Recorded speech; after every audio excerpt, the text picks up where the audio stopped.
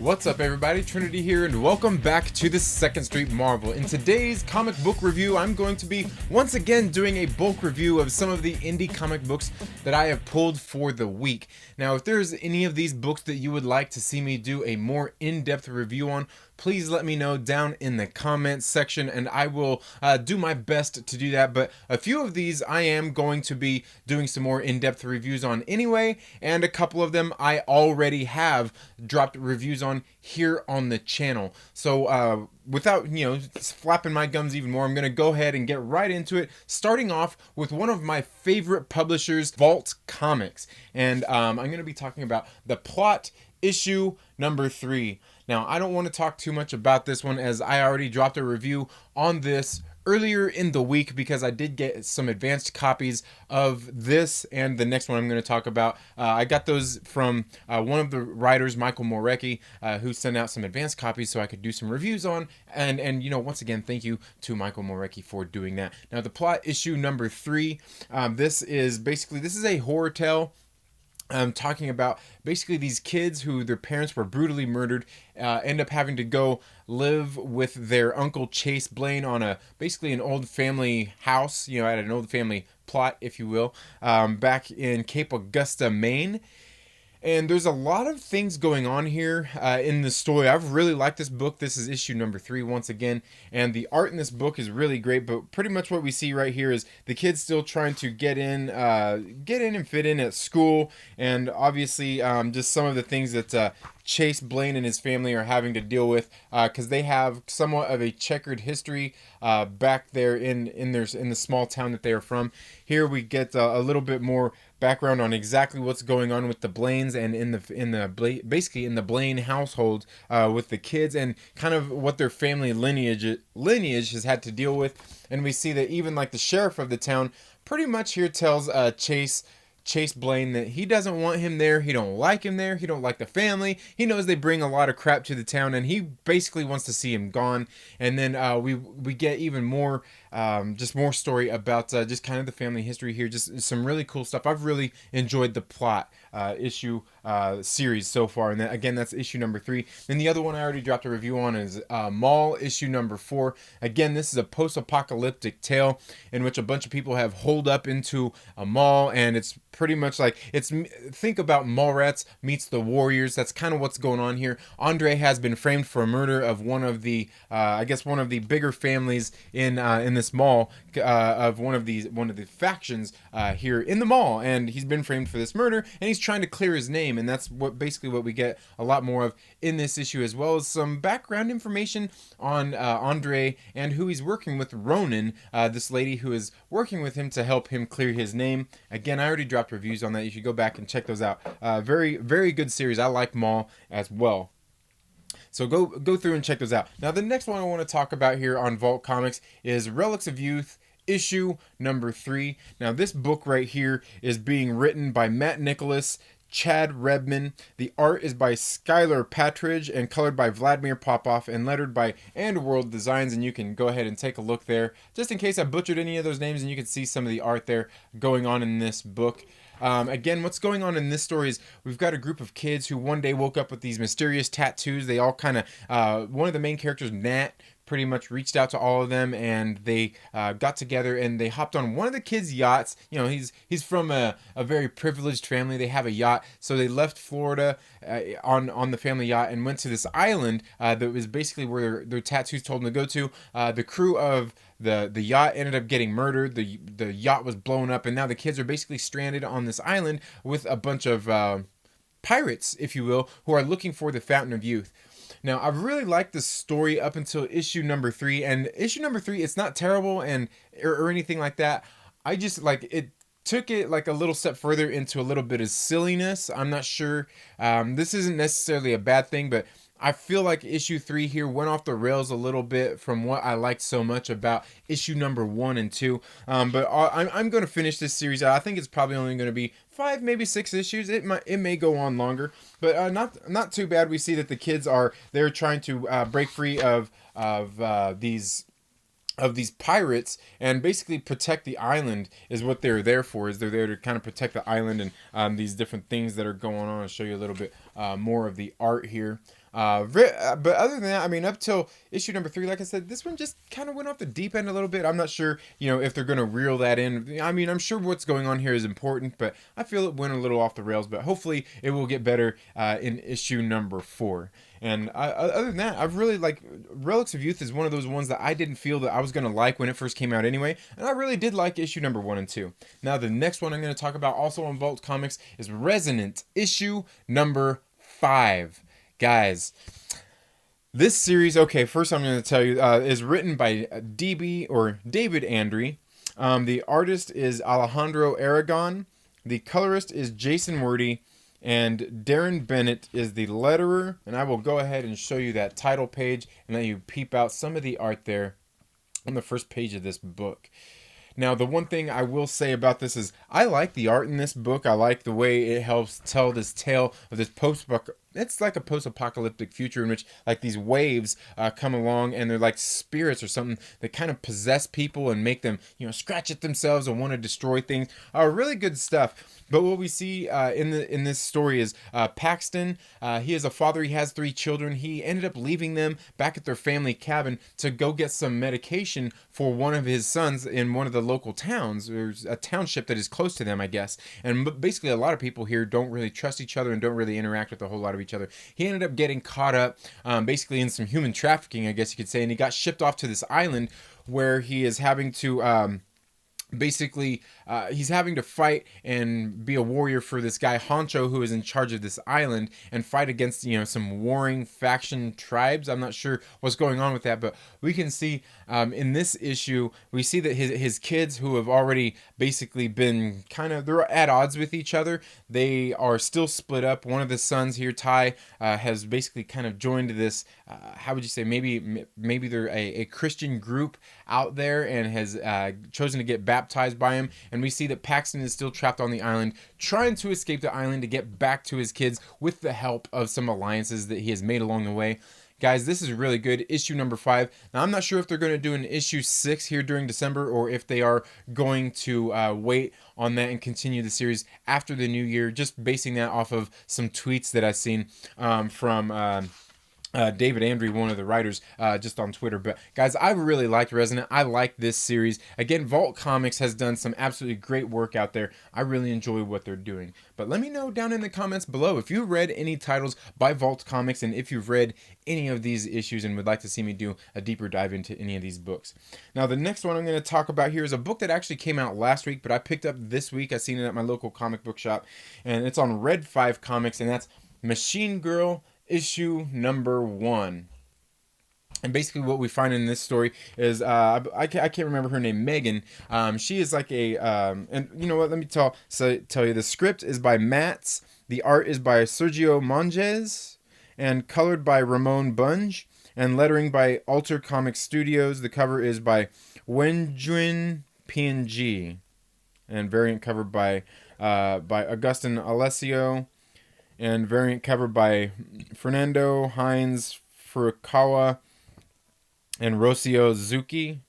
And I could totally be wrong on this. I'll go ahead and let you see that title page there, because I'm sure I butchered some of those names and some of the interior art there. And once again, I will go ahead and show you that cover as well. Very beautiful cover. But what we see here is basically Megan is a fighter, and she goes in and does like this ring fighting and everything. It looks very World Breaker Hulk kind of, like when he was there on, what I'm talking about. Don't act like you don't. But it looks like she's there fighting all of these different monsters and things like that. Now, what we find out through the course of the story is she's somewhat like Alita Battle Angel. She's like this human machine hybrid.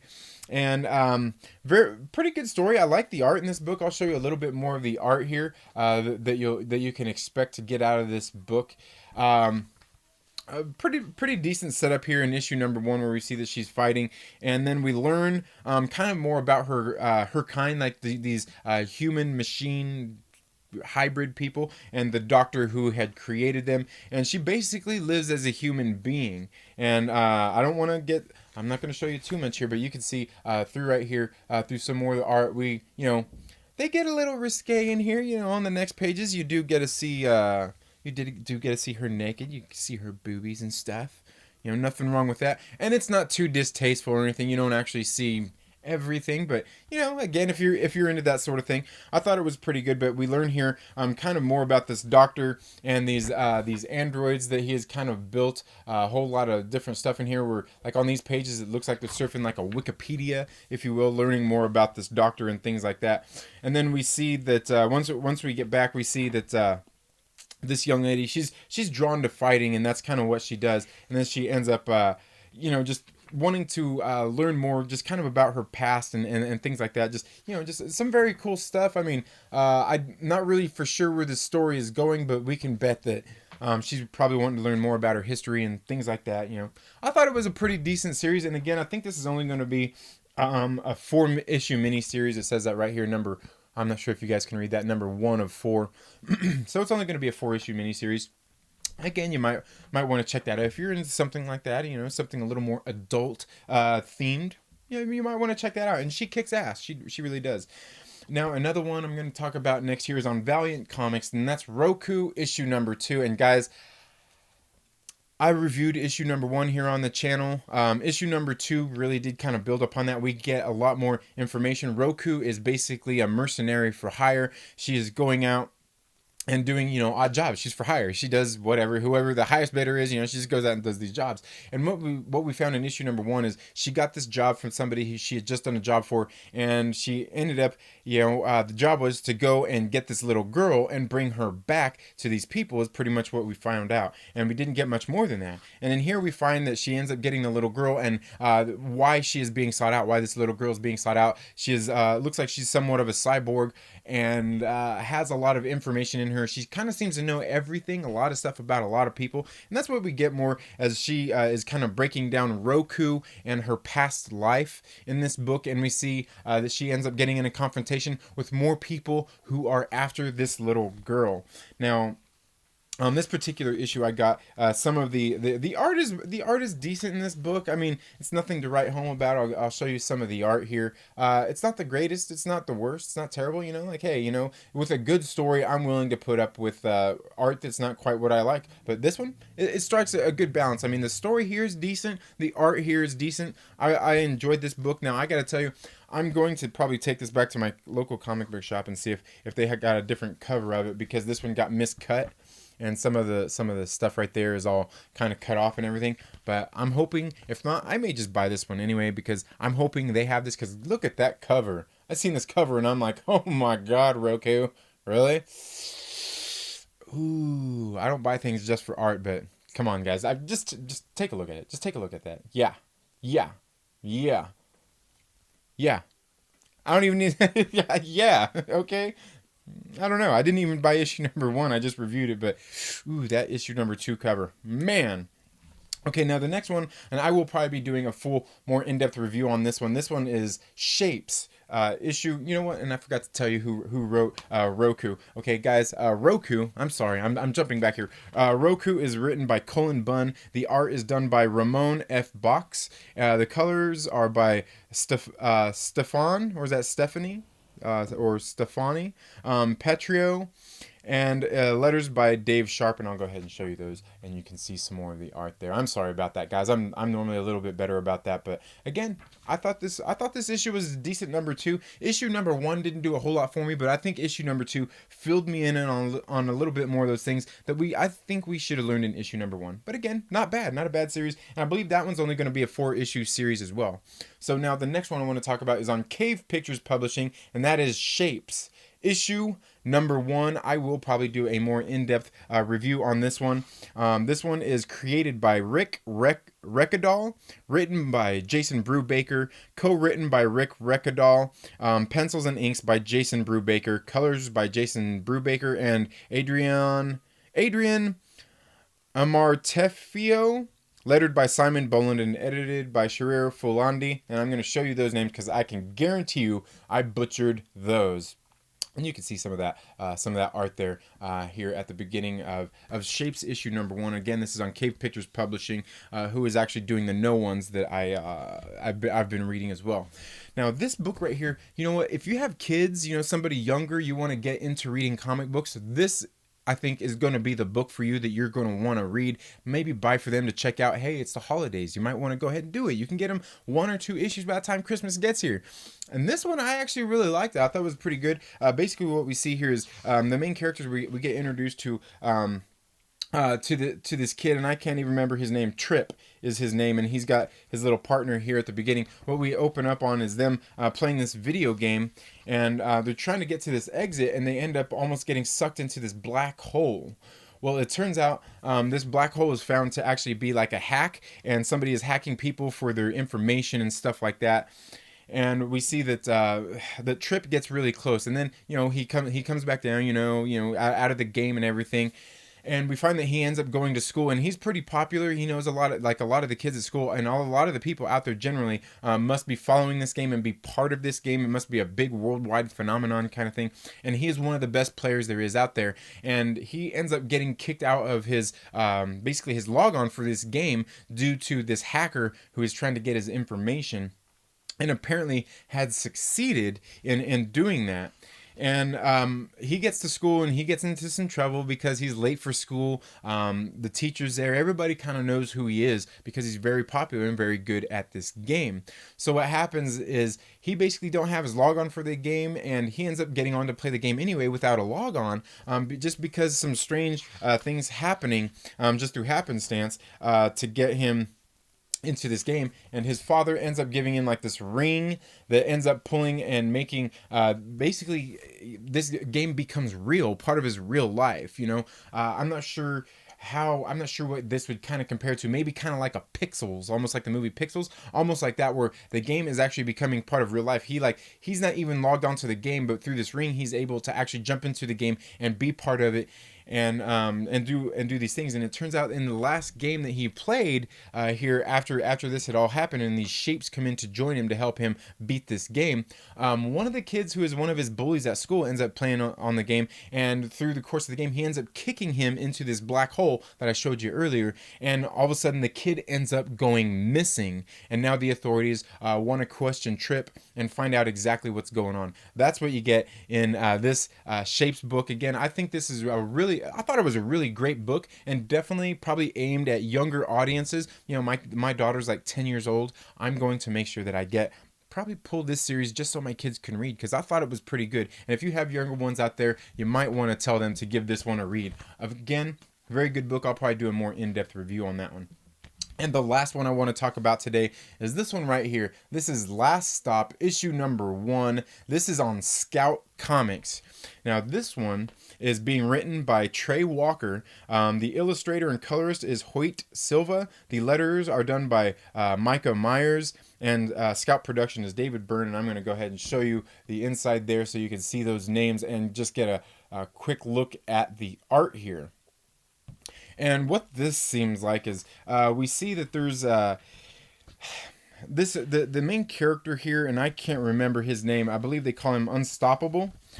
He is a police officer, and he's super powered, has a suit. He's going through busting bad guys, and he used to be in a war. He was a warrior, and we can see that he's kind of put on this police force, and he goes out and stops a bunch of bad guys and things like that. And it really just some of the things in here kind of reminds me, like, it seems like it's kind of like it's very similar to we even got his captain here. It kind of reminds me of, say, Punisher meets works for Shield. We got like a Nick Fury type character in here.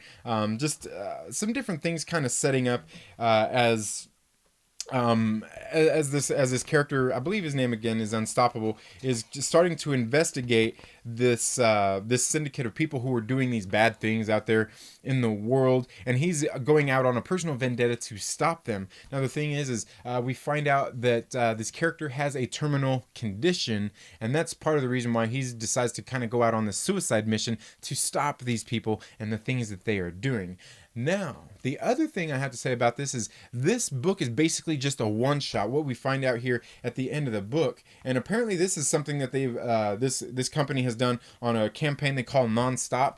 Is you get this issue number 1, but what they're doing is the kickoff is going to be basically this whole trade paperback that will be released in February. So this one book is all about that, is basically the setup to this trade paperback. So you're basically getting the setup to a whole series, you know, like you're getting a whole trade paperback here. You don't have to wait for floppies. You don't have to wait for each individual issue.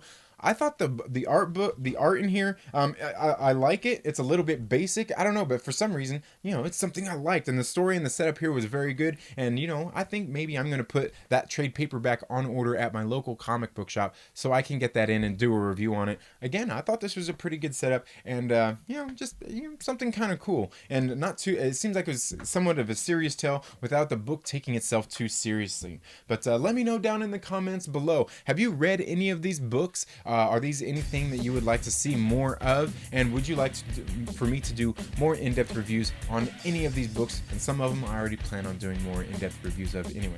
But let's talk about these things down in the comments below. That's all I have for this video today, folks. Thank you all so much for tuning into the Second Street Marvel. If you haven't already, please make sure you subscribe, you know, and all of that good stuff that YouTube tells me to tell you to do. You know the drill. But make sure you give this video a thumbs up, give it a thumbs down if you don't like it, but make sure that you share it with some friends and invite them to come hang out with us here on the Second Street Marvel.